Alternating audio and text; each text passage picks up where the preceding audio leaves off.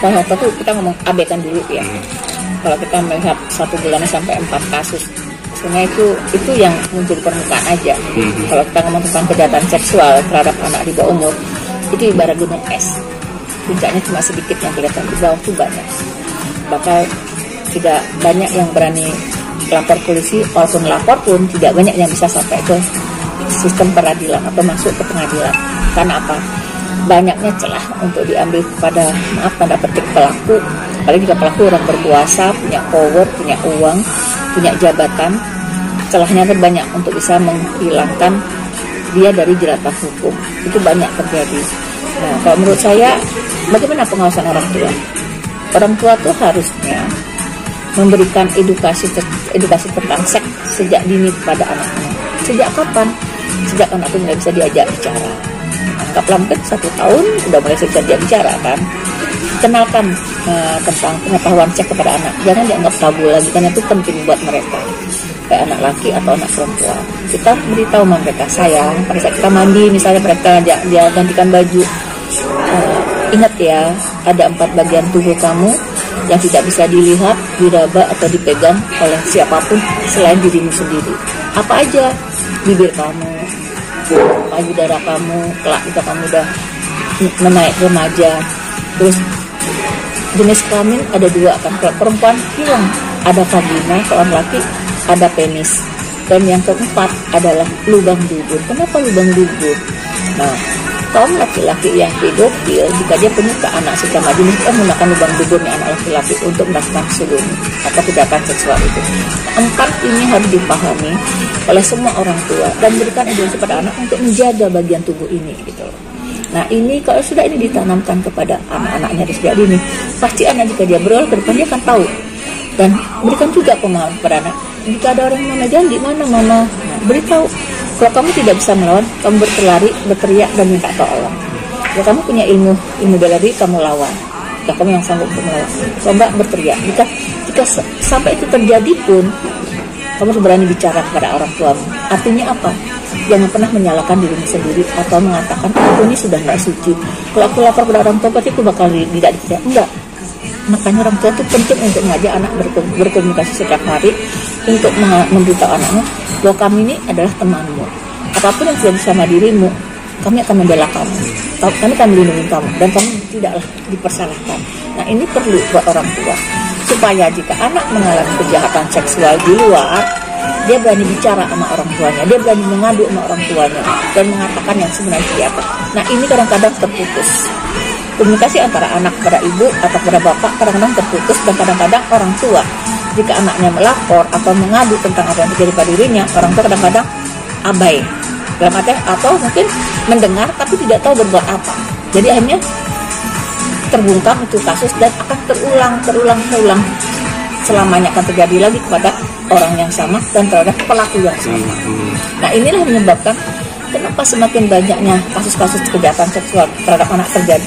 Karena tadinya sudah pernah melakukan sekali, didiamkan, tidak berani mengadu, terjadi lagi, didiamkan, sampai akhirnya anak itu hamil. Itu kan tidak sekali terjadi itu. Itu 2, 3, sampai puluhan kali baru anak itu hamil gitu. Bahkan jika sampai kejadian terjadi ada umur 7 tahun, kan dia belum datang bulan. Sampai umur 15 tahun baru itu terungkap setelah dia hamil. Nah, ini kan menyakitkan gitu. Jadi orang tua itu penting di sini, punya peranan yang luar biasa bagaimana dia memberikan ilmu seks kepada anaknya sejak dini. Mbak, itu tadi kan dikatakan gunung kasus kekerasan, ya ibarat gunung es di Bali. Emang sebanyak itukah sebenarnya di Bali gitu kasus kekerasan, tapi banyak yang tidak dilaporkan atau gimana? Siap. Tahun 2010, waktu zamannya diplomat Inggris yang dihukum di Pengadilan Negeri Karangasem, itu seorang pedofil kelas kakap jaringan internasional. Dia dihukum 13 tahun kalau nggak salah. Dia bunuh diri kan di lapas. Itu di websitenya kaum pedofil secara internasional mengatakan apa? Bali adalah surga bagi kaum pedofilia. Artinya apa? Bali adalah tempat indah buat mereka. Kenapa? Dia gampang sekali mendapatkan korbannya. Dengan cara apa? Banyak orang-orang lokal yang memberikan tempat tinggal, banyak agen memberikan dia, menjamin hidupnya dia ada di Bali. Padahal mereka sudah tua bangka, hidup hanya dengan uang pensiun. Tapi bagaimana dia bisa hidup di Bali berpuluh-puluh tahun dan mencabuli atau mensodomi anak-anak Bali anak-anak yang di bawah umur sampai berpuluh kali, bahkan itu udah ratusan anak kita di Bali yang sedang mengalami hal itu. Karena apa? Kita abai sama mereka gitu. Kita nggak berani mengambil tindakan hukum karena kita melihat seorang anak Indonesia atau anak lokal digandeng sama orang laki-laki bule dewasa, bahkan udah tua bangka, kita hanya diem aja. Kita kan, oh si bule itu paling ngasih uang sama anak kita, oh si bule itu kita anggap sebagai dewa penolong. Padahal kita nggak tahu di belakang layar setelah malam dia lakukan, kita tidak tahu kan. Saya pernah mendampingi kasus yang kaum pedofil orang bule, apa yang dilakukan? Kalau malam anak-anaknya diajak ke vilanya, apa yang terjadi?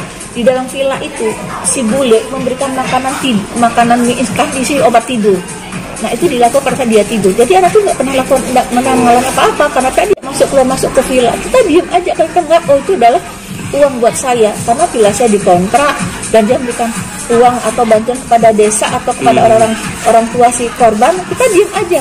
Nah inilah yang membuat kita nih, saya bilang ibarat gunung es kan tidak semuanya sampai ada orang tua berani melaporkan ke polisi karena satu itu kepentingan ekonomi, yang kedua karena tidak tahu apa yang dia lakukan, dan yang ketiga dia tidak merasakan anak itu korban atau tidak. Karena apa?